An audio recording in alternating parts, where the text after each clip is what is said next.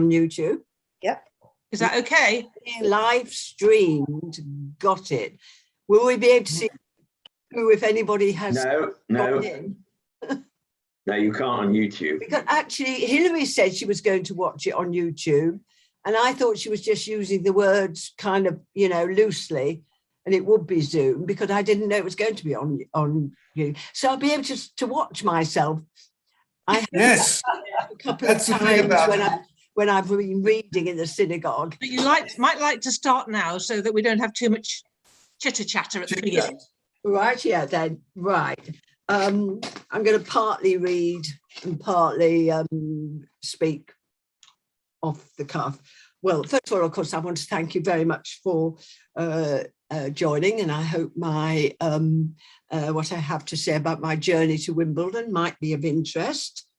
I'm going to fairly quickly trace the path from Hull to Wimbledon via my professional life, but then come to one of my main interests, which some of you may know, is family history research. And I hope this will fire you off to also going down that journey if you haven't already started that. Well, Hull to Wimbledon. Actually, it's Harrow to Wimbledon, because I was born at the beginning of the Second World War. My father had joined up, was a member of served in the RAF. And I don't know if many of you know, but the bombing of the ports around this country were purposely not publicized very much, because it was thought that Hitler would find out that he was being successful. As a result, towns like Hull and Southampton, it's not quite as well known. Coventry is well known.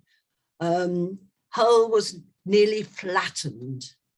My mother had a 4-bedroom house, and people who were bombed out were regularly billeted on houses that had enough room. My mother was only 24 and pregnant, so she decamped to London to stay with her parents. As a result, this Yorkshire lass, and I have to say I'm a bit amused about the word lass, because I don't think I can be described today as a lass, was born in Harrow. When my father was demobbed in early 46, we went back up to Hull, and I was educated in Hull. I only later understood what a good family friend had said to my parents was that she would look after me. I went to the prep school for Hull High School, which was, I think it was part of the Wimbledon High group at one time, but I'm not sure if it is now. There was a very nasty teacher who I now look back and realise was anti-Semitic. 2 other Jewish girls had a terrible time, but I seemed to escape. And it was the care of this other friend of ours who was a teacher there.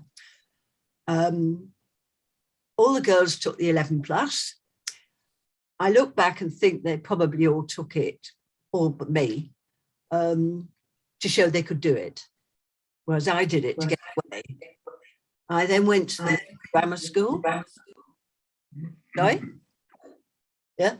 I went to the local grammar school very happily and was all set to go to university to read history.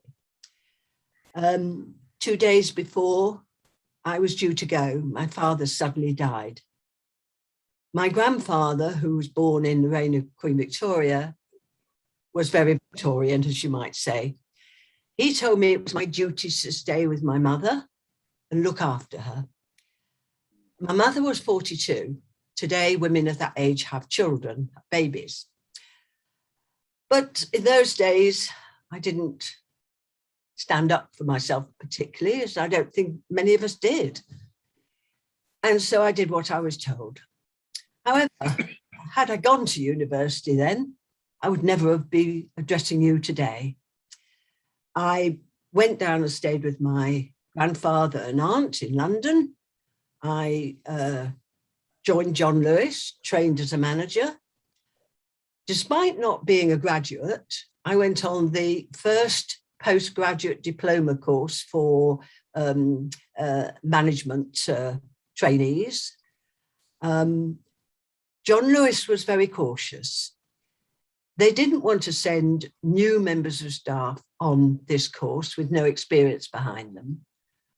The result was that of the 16 people that went in for the course, 4 only passed, and 3 of us were from John Lewis, because we had gone through their course.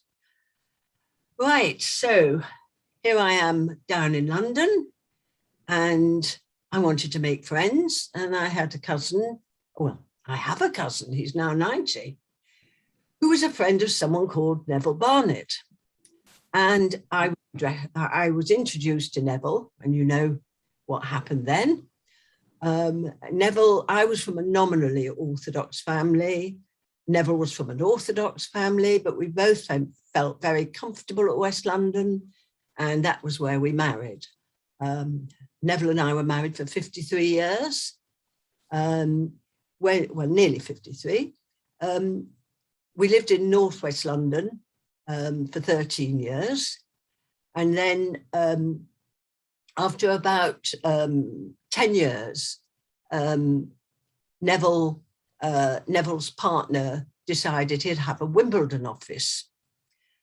At the time, some of you may know that we adopted Andrew, who is a member of the synagogue, just got remarried, Rabbi Adrian's first marriage. And he has a business in Richmond, and we were hopefully waiting for another child, and along came Harry. But we felt that to decamp to Wimbledon straight away, which would take me away from all my friends, my friendship group, we didn't move for another 3 years. We joined the synagogue. We knew Rabbi Avidan. We'd known him for 50 years. We knew, slightly lost well, Rabbi Berg. Rabbi Berg got hold of Neville and said, I want you to be a warden, which he was. He wanted me to, would you believe it, take over the Ladies' Guild. Well, they were all, to me, ancient. I was in my early 30s. So I declined. It was a time when not so many women worked. So I stayed at home and didn't look out to do anything outside the home until the children were teenagers. And I didn't want to go in the commercial world. I wanted to join the charitable sector. I trained at the local Citizens Advice Bureau. And I found a job in a small children's disability charity. It was small, only 9 of us. And I found myself at the end of the first week going to Parliament to lobby for the Human Fertilisation and Embryology Bill. Now with well over 100 staff, entering to a fairly low-level job, you never had these kind of opportunities, but there was only 9 of us, so we all did what we could. And I found my métier in working in the field of information for professionals, non-specific professionals, about rare genetic disorders. If you take the example of a condition with only 30 children in the country, with 30,000 GPs, one particular GP might never see this condition and needs quality information, and that was my field. I ended up addressing the EU in Brussels on rare disorders. I went to loads of conferences. I thoroughly enjoyed it. Along the way, I was working in this job. I was the Cheder administrator and I was a senior teacher at the Cheder. Where did I get that energy? I don't know. Today, I'm still the Cheder administrator and I'm the synagogue librarian. So that's how I got to Wimbledon. sadly, Neville died 7 years ago. It's his yahrzeit today. I did finally get to university. I went to Birkbeck, University of London. I initially embarked on a course called a Higher Certificate of Education in History, which is offered by a small number of universities, and completion allows you to enter the second year of a degree course. I couldn't do that because sadly Neville's health was declining. One of the things was he lost all his confidence. But the Birkbeck was absolutely fantastic. They enabled me to finish the course by giving me some kind of personal things to do, such as reading up, identifying and reading up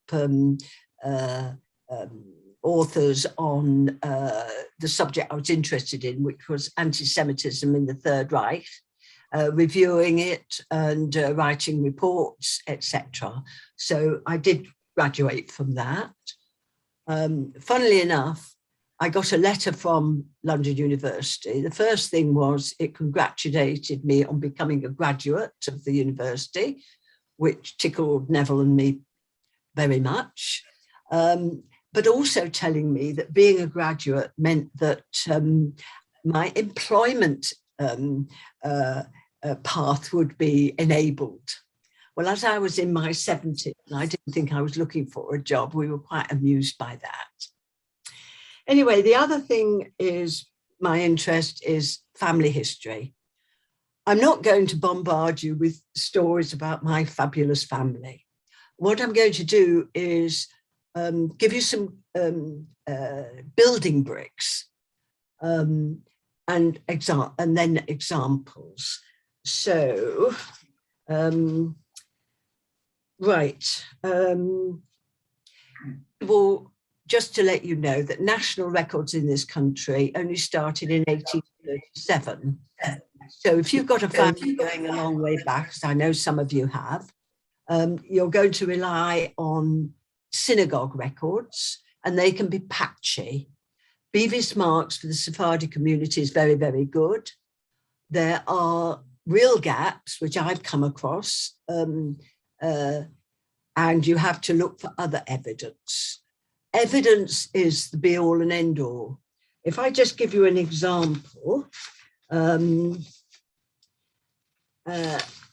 if you have an ancestor called by a very common name, such as Samuel Cohen or David Levy, and you start nosing around to try and find some information, do not assume if you find a Samuel Cohen or David Levy, he's your relation.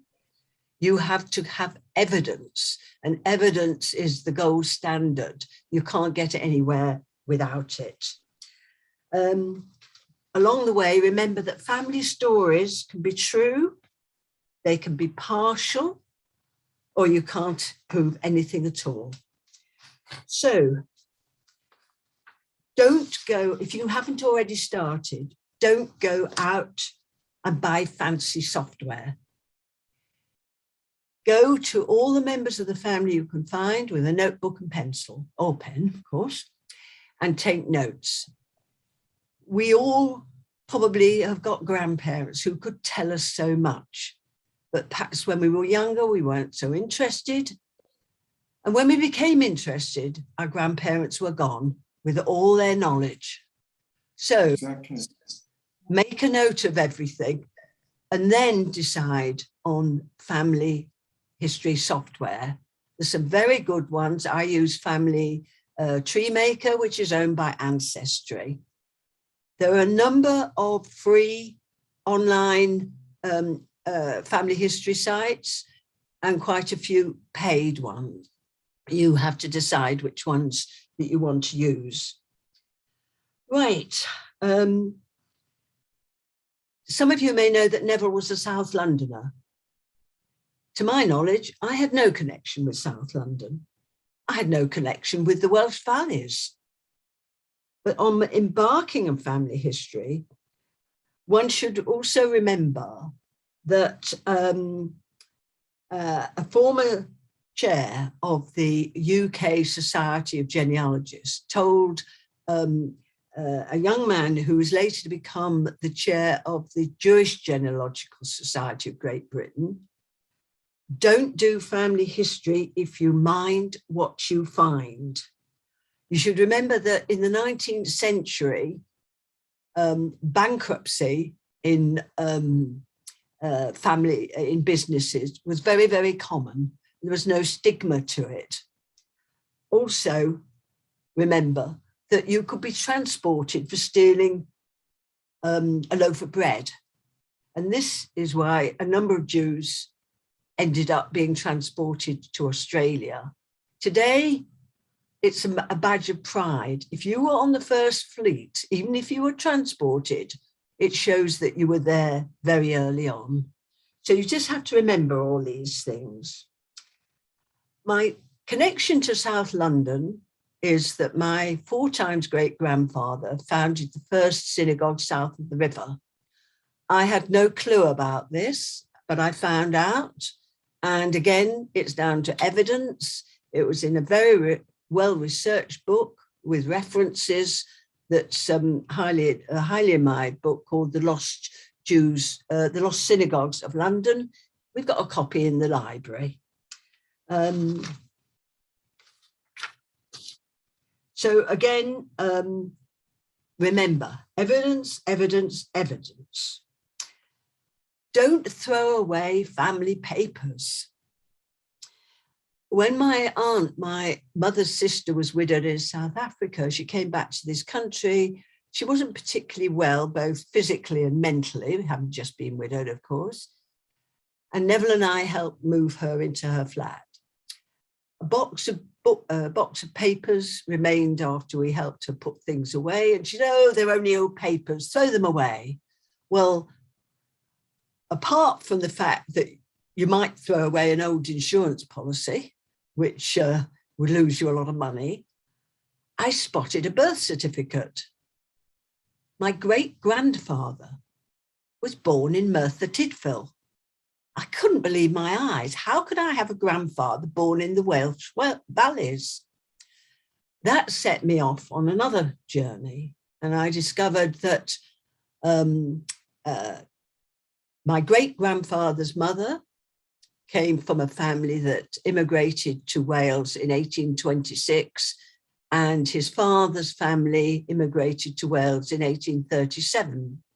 So all of you, don't throw away family papers. You might get a big surprise. I hope a good surprise. Right. You may do a lot of research and follow hunches to solve family mysteries. My maternal family was very English.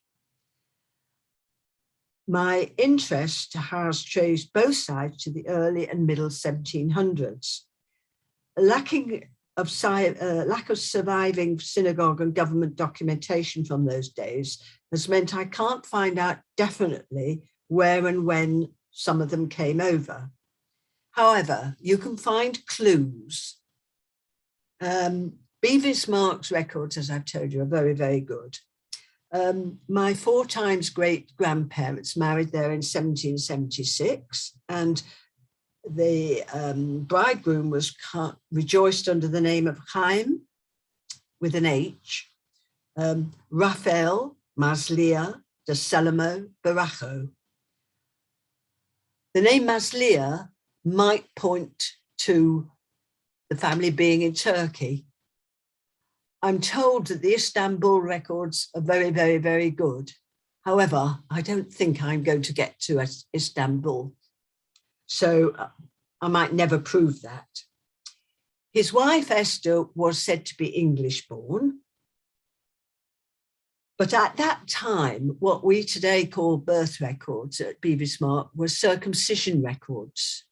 And although girls sometimes were mentioned, I will never be able to prove that the family that I found, that I'm pretty certain were her parents, I can't prove with paper evidence. So the thing is, you've always got to remember that the further you go back, the more difficult it is to find evidence. This is where the surprise comes in. A great-grandson of this Raphael was Sidney Wolfe, an early Jewish MP, not Virginia Woolf's father, of the same name. He was a member of the Prince of Wales set, elected MP for Pontefract in 1880. But then he blotted his copybook, and this is what a question of don't mind what you find. He went spectacularly bankrupt, by today's money, nearly £1 million, and disappeared. Although by this time his family was very wealthy, employing about 2,000 people in their china factories, being a member of the Prince of Wales set, I found out what the word levee meant. It meant that when royalty's friends, well, rather, that royalty's friends will be invited to watch the member of the royal family kind of getting up in the morning, is the nearest I can put it to. So he neglected his business when his father died. There was a recession, I found that out. And as I said, he went bankrupt and disappeared. This is where hunches come in. His wife was called, and it's another Sephardi name, Benvenula Isabella Nunez Carvalho. And I noticed that she called one of her sons Reginald Wolfe, but Reginald Nunez Wolfe. Very much easier. An online internet search found him. He was in South Africa, an officer in the Boer War. His medical record showed next of kin, Father Sidney Wolfe in Cape Town. So follow your hunches. Sometimes they come true. Other times you have to regretfully give them up. Right. I wonder if you've got any questions at this stage, or whether I should plough on. It's now nearly 12:30. No? Hang on, Diane, just a minute, just a minute. You've given us a lot of information, so I'm trying to factor it all in. So your mother was told your grandfather said you had to look after your mother, and yet Yes. you went to London. Now, where was your mother? Was she in Hull? Oh, by the time I went to London, she had kind of recovered to a certain extent. And she said, you must do what you want to do. Okay. And I don't know, I suppose, you know, I'm not sure. It's a long time ago. I mean, say 60 years ago. I don't know whether I just thought it would be nice to go to London. I loved my grandparents very much. And they kind of invited me to go and live with them. It was late in the year, and applying for uni in those days was very different to what it is now. So I took the decision. I came to London. That's all I could tell you. No, I understand. Yeah. Yes. Yes. When you're talking about genealogy, which interests me very much, it's true. If you were born in the UK, there are records. But my grandmother was born, and my mother was born in the Pale of Settlement. In the where? The Pale of Settlement. Well, if you join the Jewish Genealogical Society, I am. yes, you Can't can. understand They have a their lot website of at all. information, and you can buy their booklets, which are packed full of, URLs for websites, etc. You can get them on Amazon, so you don't actually have to join the society, but it's very good because they have what they call special interest groups. Yeah. Okay. Thank you, Diane. And the members can can really direct you. You have no idea the amount of information that individual members of the society have. And with DNA nowadays, you know, people, it's when you do a lot of family history and you go back a long, long way, and you do a lot of research, perhaps DNA isn't quite as important in your researches. But if you sadly have had to leave countries because of the Holocaust, etc., and wonder if you've got relations still around, DNA is the thing nowadays that puts families in touch. Yeah. Thank you. Yeah. Yes. Diana, I just wanted to endorse your point about keeping family papers, because if you do, as happened in my family's particular case, and this can be a plug for my talk on getting to know you in 2 weeks' time, you finish up with a book written by a professor of Sephardi studies in America about your family, because we all kept various bits of paper, and we actually came from Salonika. And there are virtually no Jews left there. It went down from 100,000 to only 1,000 today. So she scoured the world about my family, but we had completed a family tree, and it became really a novel because, as you say, you don't mind what you find. Well, there was something quite horrific that none of our family knew that this professor found about our family. And I won't spoil it because I hope the sales will just keep going up. But it's very interesting. It's quite horrific. Have you spoken to Jackie Joseph? No, I have not. Family came from Salonika. Right. Well, if you tune in 2 weeks' time, and I will cover my roots apart from my talk, and you will learn some very interesting things about Sephardis. Yes.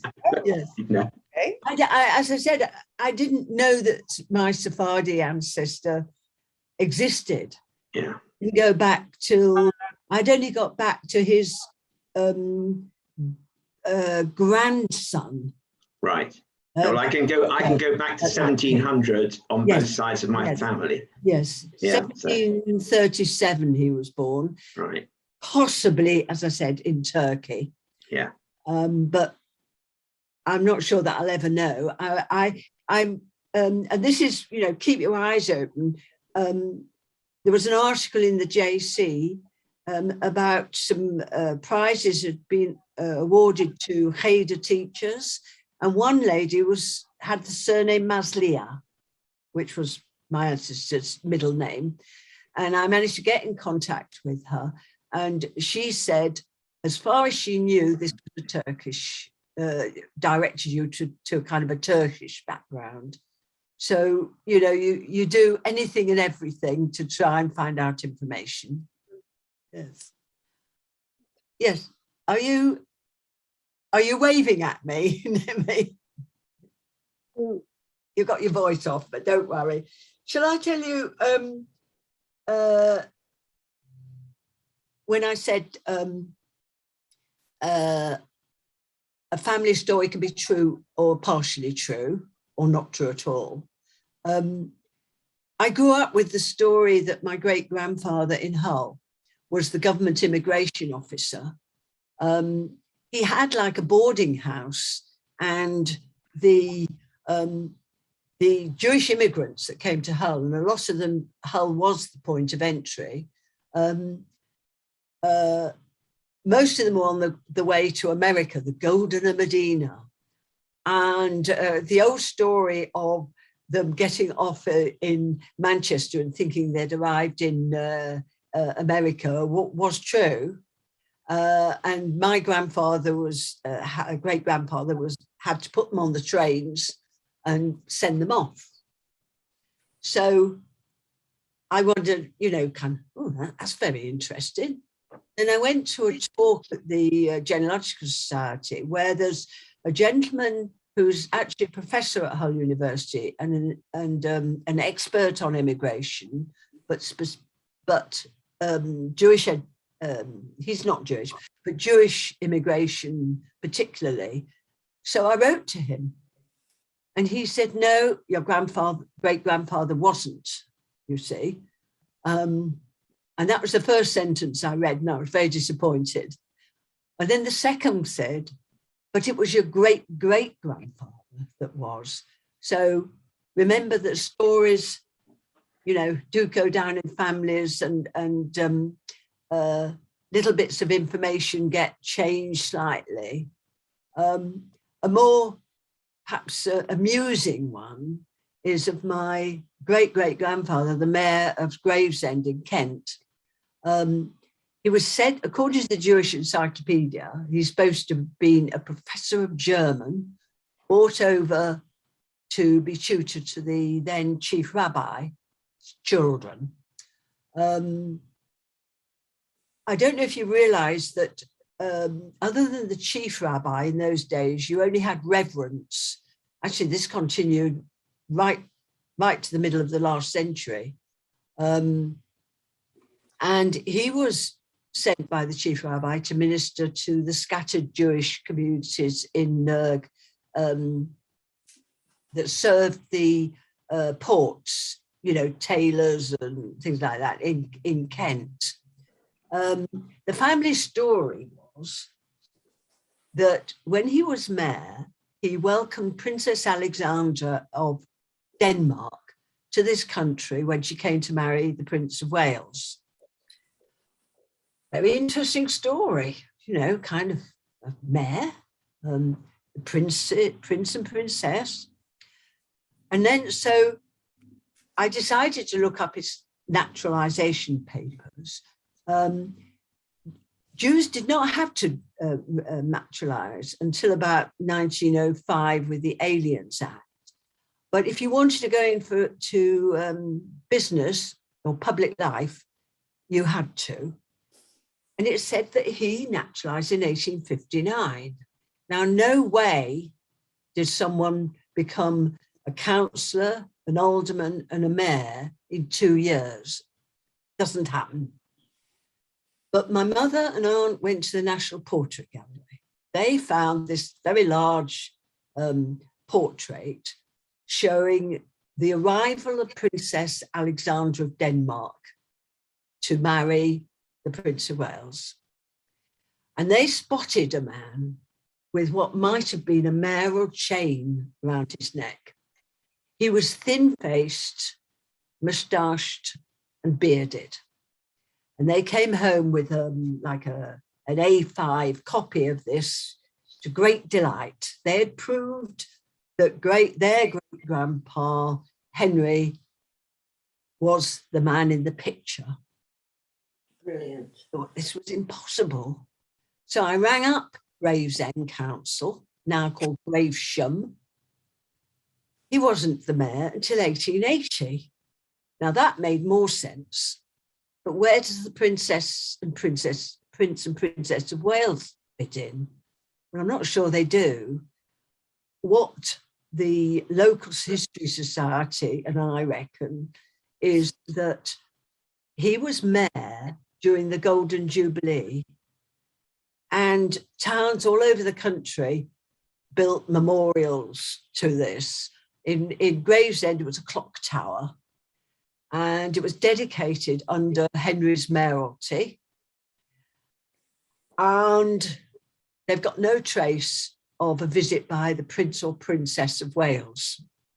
So sadly, my mother and aunt had passed away, but in a way, I'm pleased they didn't have to face up to the fact that, yes, he was the mayor, but there was no connection with royalty there. So, you know, I haven't got any stories that are absolutely untrue, but I do have stories that are partly true. I don't know if there are any more questions, whether you'd like me to tell you a couple of other things. Yeah, go on. Go on, right, yeah. Well, I've told you about Hull. I've told you that. Right, and I've told you about great-great-grandpa Henry. Right. My 3 times great-grandfather, his brother. My 3 times great-grandfather was called Barnet Wolf. He and his brother Joe were born in the town of Lissa in Germany, which is now Leszno in Poland. They arrived in this country, we reckon, about 1815, because all trace of them back in Leszno stops around about that. An Australian professor is writing about a cousin who became what is known as one of the foremost photographers in Australia, with lots of his stuff in the National Photo Library, I think it's called, something like that. And he had the money to commission research. So all trace of the family disappeared. In 1827, Kelly's Directory, Barnet and Joel figure as running a fur business in London. So between 1815 and probably about 1820, they arrived in this country. Joel was one of the first people to be naturalized. There were a number of acts of parliament called, which was to remedy the difficulties of Catholics and Jews going into parliament and things like that, and public life, which were, lots of people were against them, and they weren't actually enacted until the 1840s. And in 1849, Joel naturalized. He'd gone to live in Norwich, and he went on the town council. At some time then, he was approached. He was a Whig, I think they called it in those days, not a Liberal, but he was approached by a Tory and asked if he would vote for a particular Tory to be an alderman. And he was offered a bribe. It may sound fanciful, but it is true. He was offered a pile of £5 notes cut in half, and when he did it, except when he voted, he would be given the other half. Huh. Instead, he went to the police, or whatever they were called in those days. The perpetrators were sent to prison, and the story of this appears in Hansard. The diary, you might, well, not the diary, the reports, you might call them, of Parliament that are still produced today. So that's what happened with Joel. I had photos of, very old photos from the early days of photography of his business in Norwich. For reasons I never did discover, the building was called Leipzig House. And I don't know that there ever got anywhere near there. Another cousin had a friend in Norwich and sent him to see if he could find any traces of Leipzig House. And I got a photo back only 4 or 5 years ago. And the building, you could see the words Leipzig House on the upper floors. And on the lowest floor, it was a Cafe Nero. I found that quite amusing. Nathan Henry, who founded the first synagogue south of the river, has a small call for fame. And many of you might have heard of Lord George Brown, who fought against Catholic emancipation. He called a meeting against Catholic emancipation, and they marched on Parliament. On the way, they burnt the Sicilian embassy because Italy hadn't been united in those days. They burnt that to the ground. 300 people were killed. Many hundreds were injured. The meeting he called was outside Nathan Henry's house. And so my article on Nathan Henry in the magazine of the Genealogical Society is called Nathan Henry, Bystander of History. It was not Lord George Brown, of course. He was the modern one. It's Lord George Gordon, the Gordon riots. Oh, yeah, I remember that. Yes, he appears, he is of great interest because he came from a ducal family, and for whatever the reason, he decided to convert to Judaism. No one in London would touch him. None of the rabbis or the rabbinate would touch him because this was in the late 1700s. The Board of Deputies had just been formed, and the Jewish community was very sensitive to loyalty to the crown, and they wouldn't have anything to do with Lord George Gordon, who had marched on Parliament. So I wonder if any of you know or can guess where he converted. It wasn't Wimbledon Synagogue, by the way. He converted in Birmingham. He found a rabbi in Birmingham, converted him. The funny thing is, he became a very sincere convert. Everybody that I've found said so. Dickens said so. In George Eliot, sorry. Dickens did it in Barnaby Rudge, and George Eliot in Daniel Deronda, I believe. And he was such an amazing character. He was brought to court for, he was brought to court for being involved in a conspiracy to steal Marie Antoinette's diamonds. I know it sounds really strange, this. Attempts were made to extradite him, but he did come back in the end, and he was brought before the courts. He refused to recognize the court because they didn't wear head coverings.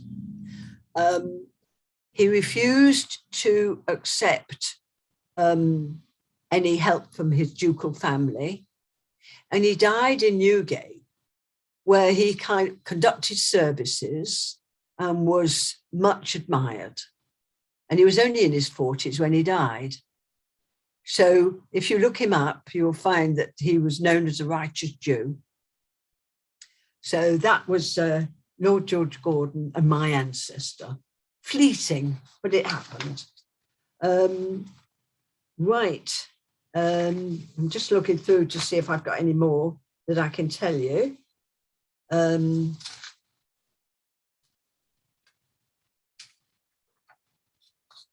Diane, while you're looking, Yes, it's okay.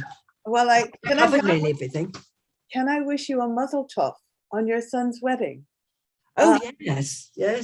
I think he's the only person that's married twice in our synagogue. We don't have many synagogues. In fact, he and his first wife and my new daughter-in-law and her first husband were both married by Danny Smith, one in Wimbledon and one at West London Synagogue.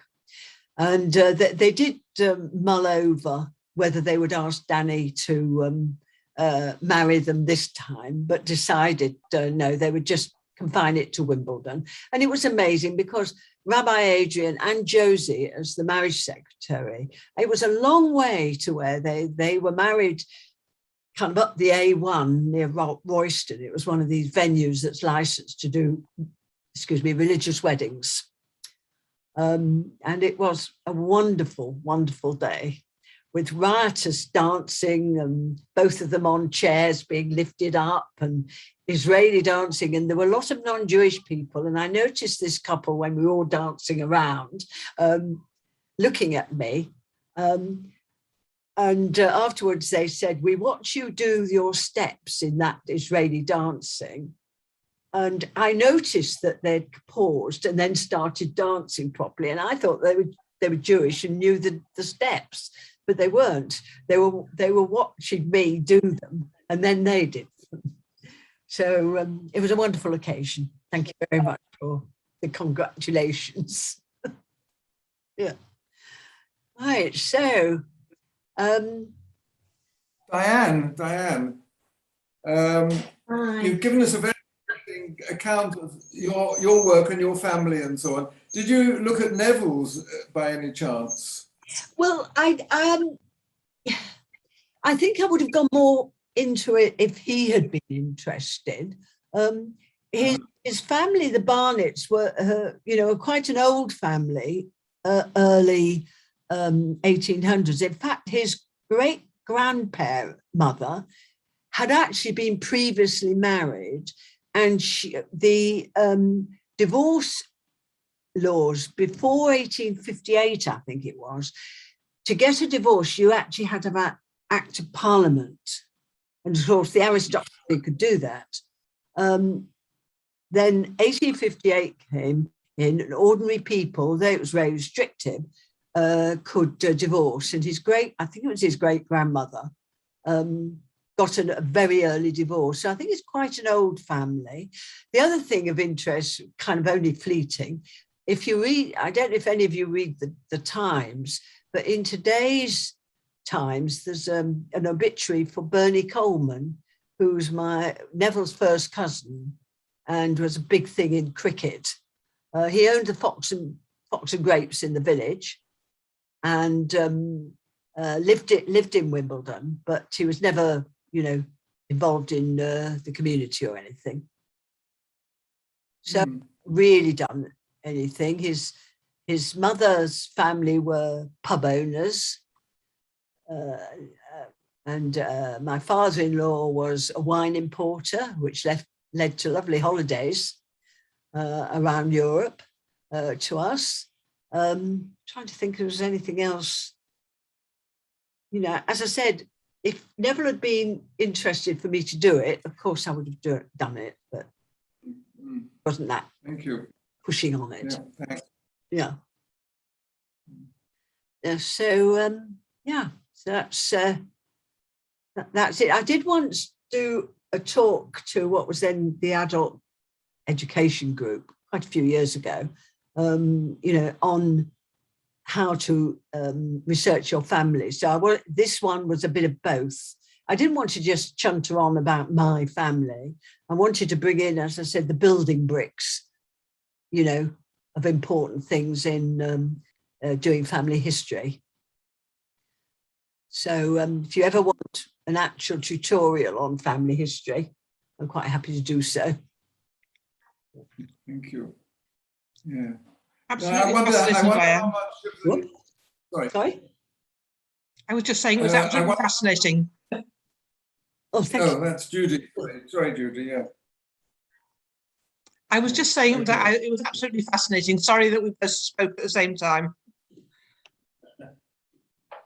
Yeah. No, I wondered if you know anything about the Polish records from Łódź and places like that, if they were totally destroyed in the war or not. Well, I think that's the thing that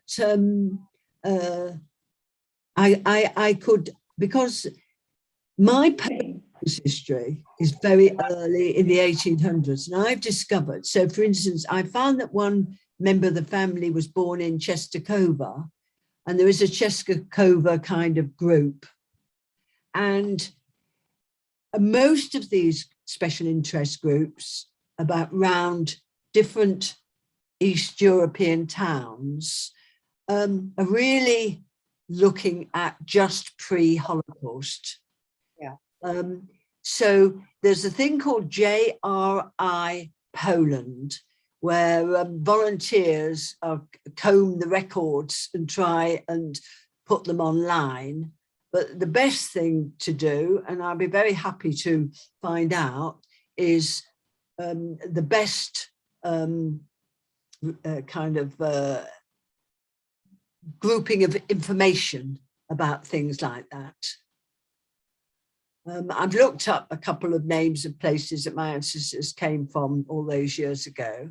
Although I must tell you, the Mormons believed in after-death baptism. They are a fantastic source for information. And a few years ago, they announced that they had put on microfiche all the records of births in Brody in the Ukraine between 1800 and 1830, which is where my great-great-grandfather came, having been born in 1830. Yes, about 1830. And there was a family mystery. All the men in a certain generation had as their second names Riseman. Believe it or not, were you insured for the Ajax service? Any of you?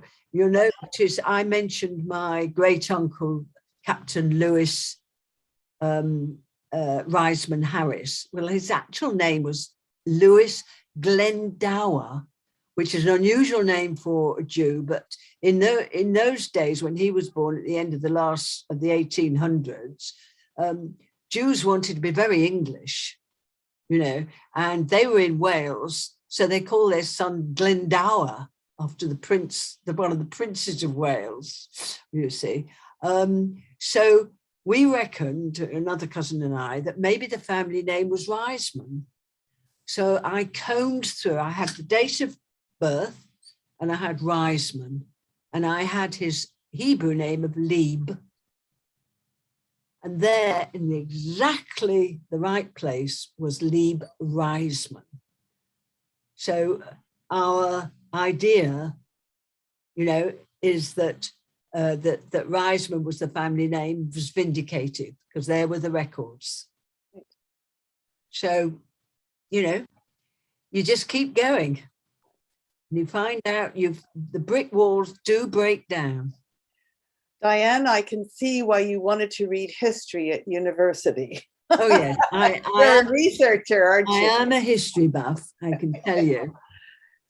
My work on anti-Semitism in the Third Reich, I've got on the back burner. Whether I'll ever get to it, I don't know. But I was told that my essay, which I got a distinction for, I should expand to a proper history.